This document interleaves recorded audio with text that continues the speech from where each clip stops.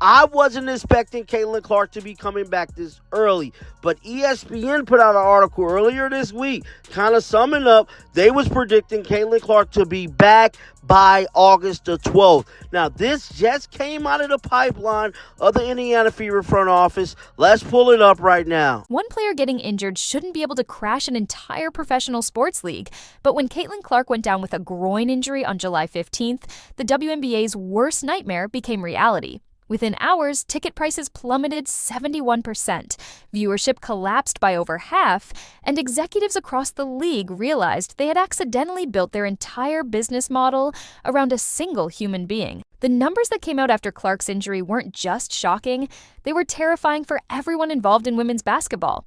Before she got hurt, Indiana Fever games were pulling in 1.81 million viewers on average. The moment she disappeared from the lineup, those numbers crashed to $1,847,000. That's a 53% drop that hit the league like a freight train, carrying nothing but harsh reality checks. Caitlin effing Clark is a game-time decision. She is a game-time decision. She is, as far as I'm aware, someone said she's listed as questionable on the app. Someone said on the app she is listed as questionable. But she is a game time decision, apparently. Look, if we're going to be honest, no, she's a game time. But the real panic set in when they looked at the broader impact. National WNBA viewership across all games plummeted by 55% during Clark's absence. More than half the league's television audience evaporated because one player couldn't play. Sports economist Ryan Brewer had projected that Clark's economic impact could reach $1 billion this season, and suddenly everyone realized what that actually meant. The WNBA had become dangerously dependent on a 23-year-old rookie. The ticket market told an even more devastating story. Fever games that were commanding $137 average ticket prices with Clark in the lineup suddenly became $80 bargain basement experiences. When the Chicago Sky faced Indiana without both Clark and Angel Reese, tickets that once sold for $86 dropped to an embarrassing $25. Even premium matchups saw prices crash from $210 to $95, with the cheapest seats falling from $86 all the way down to $25. Caitlin Clark may be back, and that will leave a run of 1, 2, 3, 4, 5, 6, 7, 8, 9, 10, 11 games left to get ready for the playoff run. Right now, you're looking at the Atlanta Dream or you're looking at the Phoenix Mercury, which should be very interesting considering all the plots around that. Teams that had moved games to larger venues expecting Clark to play were left holding the bag when she couldn't suit up. The Washington Mystics relocated their contest to Baltimore specifically to accommodate Clark crowds, only to watch ticket prices nosedive from $41 to $14 when she was ruled out. The message was clear. Fans weren't coming to watch women's basketball. They were coming to watch Caitlin Clark play women's basketball. You can argue this intelligently. No one person means as much to their league, whatever league it is, as Caitlin Clark means to the WNBA. And no person has done more for their league than what Caitlin Clark has done for the WNBA. Patrick Mahomes does not mean that much to the NFL. Steph Curry does not mean that much to the NBA. LeBron James does not mean that much to the NBA. She is a monster. When we look back on this, Caitlin Clark will be for the WNBA what Magic Johnson and Larry Bird were for the... What made this dependency crisis even more alarming was how it exposed the uncomfortable truth about the league's growth. The WNBA had spent decades trying to build a sustainable product, but Clark's injury proved they had accidentally created something much more fragile. Her presence alone was valued at approximately $340 million for the Fever franchise, transforming them from a below-average organization into the league's most valuable property almost overnight. The ripple effects extended far beyond Indianapolis in ways that shocked even industry insiders. WNBA viewing and attendance had jumped over 200% since Clark joined the league. The Indiana Fever were actually outselling the Pacers, averaging over 17,000 attendance per game. Dick's Sporting Goods reported a 233% increase in WNBA merchandise sales compared to the previous season, while Fanatics saw all WNBA merchandise sales surge by over 500%. You can't tell me that the Caitlin Clark effect isn't real. You knew when news broke yesterday that Caitlin Clark was going to be out for a few weeks, that ticket prices were going to go down, but I never expected them to go down 71% for the rivalry game. I can't help but laugh because the first thing that I thought of when I saw this was a quote that we got last year from Angel Reese when she was talking about how people don't just watch the WNBA for Caitlin. They watch it because of her as well. Hate to say it, those numbers don't lie. They're watching because of Caitlin. But behind the scenes, panic was setting in across front offices. Clark's agent, Erin Kane, had already admitted that Clark would never be paid what she's worth by the WNBA because it's literally impossible for them to pay her what she's worth. An economist at Indiana University Columbus calculated that Clark was responsible for $36 million in economic impact to Indianapolis alone, and a staggering 27% of the entire WNBA's economic activity for the season. Fever Sky tickets dropped 71% on TickPick after Caitlin Clark injury. The get-in price for the Chicago Sky versus Caitlin Clark's Indiana Fever game was $86. After Caitlin Clark's injury announcement is now down to $25. And you Angel Reese fangirls will still believe and think that Angel Reese is the reason why people are watching the WNBA. The psychological toll of carrying an entire league on her shoulders became evident when Clark appeared on Sue Bird's podcast during her recovery. She admitted feeling this crushing responsibility of being out there and playing, acknowledging that viewership and ticket sales drop substantially whenever she's unavailable. The pressure wasn't just about basketball performance anymore.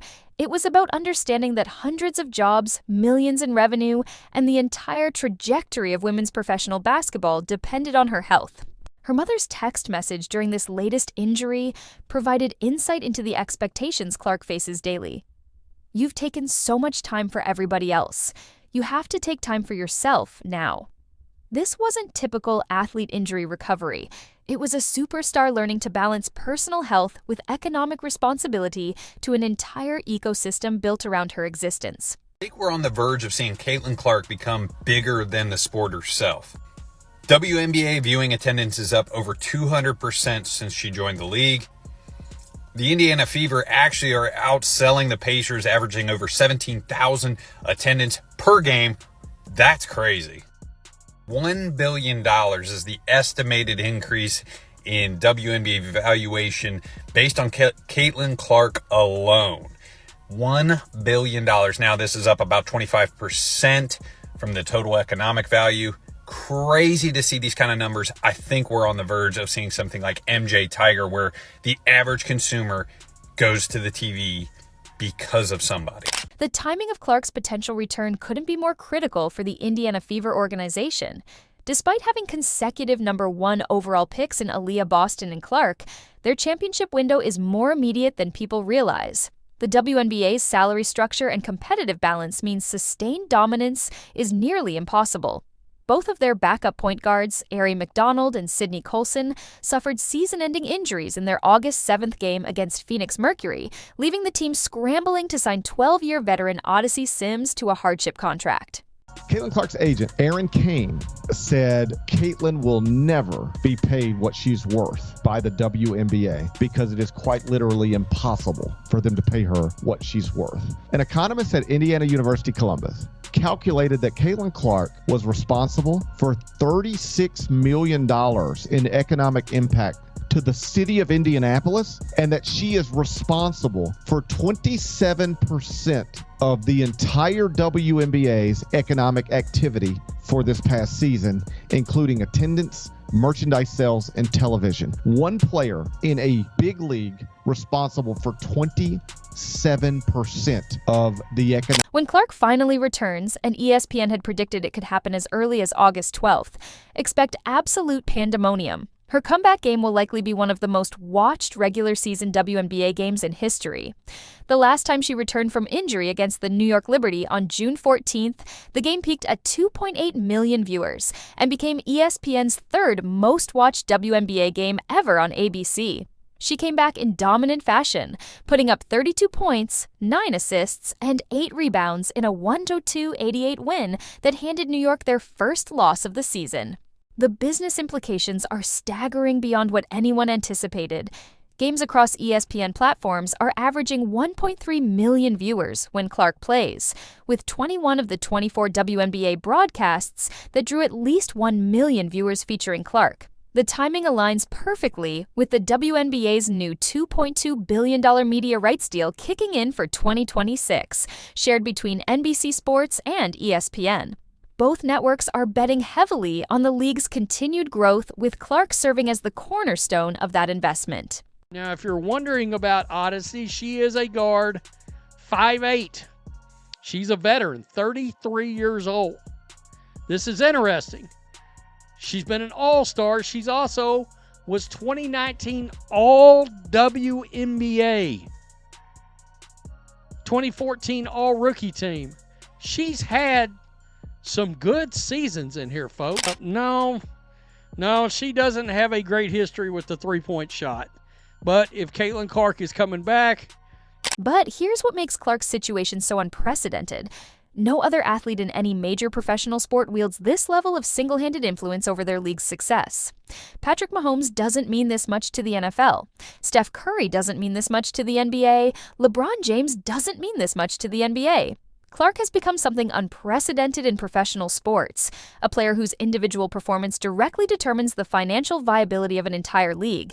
Being active and playing 4 games and then not, and not feeling the best, and then frustrated of how hard I worked in the off season, and then all I do is rehab and continue to do this process, and just trying to trust that the best I can. And obviously there's really frustrating days, and there's days where it's a little bit easier, and you're very, very motivated, and you're close to the finish line of getting back and being back, and then it's not like I have a training camp to build up to playing my first game again. It's no, you're tossed into game 30, go try to play well. It's hard. Teams across the WNBA have already adapted their strategies around Clark's drawing power. The Dream, Sun, Wings, Vegas Aces, Washington Mystics, and Chicago Sky have all moved home games against Indiana to larger venues to accommodate increased demand. When the Fever visited Iowa for a preseason exhibition, it became the most expensive ticket in Clark's entire career, with resale prices reaching over $1,250. The uncomfortable reality that nobody wants to discuss openly is what this means for every other player in the league. When Clark returns, she's not just coming back to play basketball. She's returning to a league where every opponent knows their careers, salaries, and relevance are tied to her performance. Other players are panicking because they've realized the uncomfortable truth. The WNBA's growth isn't collective success, it's the Caitlin Clark show with supporting characters. Now, Caitlin Clark just helped deliver a major statement win. On Saturday, June 14, Caitlin Clark returned to the court for the Indiana Fever after missing 5 games due to a quad injury. The Indiana Fever handed the New York Liberty their first loss of the season, and Caitlin Clark was at the center of it. She made a return with force, leading the charge on both ends of the floor, and she came back in dominant fashion, putting up 32 points, 9 assists, and 8 rebounds. Just shy of a 30-point triple-double in a 102-88 win over the New York Liberty. Now, even NBA's own LeBron James took notice, posting the CC effect. Clark herself had set the expectation before the season. "My expectation is for us to try to win a championship." That wasn't idle talk. It was a statement of intent from someone who understands her unique position in the sports hierarchy. The Fever made aggressive offseason moves to surround Clark with veteran talent like Dana Bonner, Natasha Howard, and Sophie Cunningham, precisely because they know this window might not stay open forever. The most terrifying question for WNBA executives isn't about this season. It's about the future. If Clark's injury can single-handedly crash viewership and attendance, what happens during her next injury? What happens when she eventually retires? These are the questions that keep league officials awake at night, because they've realized they've built something incredible but unsustainable. Caitlin Clark continues to crush the viewership department and bring in those big ratings.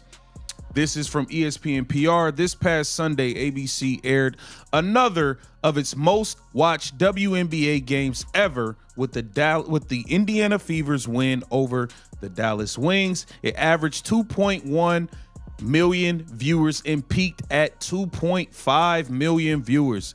WNBA on ESPN is up 7% from last season, man. What?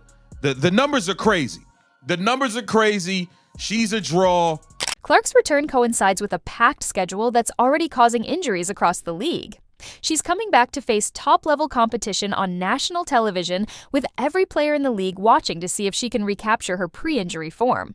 The psychological warfare has already begun, and her return is the opening shot in a war for the soul of women's basketball. We have not seen Caitlin Clark since the beginning of July. A lot of people have predicted for her to be out around the end of August, but this is a great update, seeing that she could possibly play tomorrow going up against Paige Beckers. Now, we know they have been having this crazy narrative about Paige and Caitlin, Paige being better. Everything will be put to bed tomorrow. I pray Caitlin. What makes Clark's impact extend beyond sports economics is how she's become a cultural phenomenon. Her games regularly outdraw NBA playoff contests, and her appeal crosses demographic boundaries that traditional WNBA marketing never reached. She attracted 1.3 million fan votes for the All-Star Game, compared to just 96,000 2 years earlier, demonstrating her unique connection with audiences. 2.1 million average viewers to watch the Indiana Fever, Caitlin Clark, take on the Dallas Wings. ABC airs another of its most watched WNBA games ever. WNBA games ever. Ever. Ever, ever, forever, ever, forever, ever. ABC's fourth most watched WNBA game ever. More than 120 regular season and post-season games. More than 120 regular season and post-season games. This is more than most WNBA finals games, including last year. But perhaps the most shocking revelation is how this dependency has accelerated throughout 2025.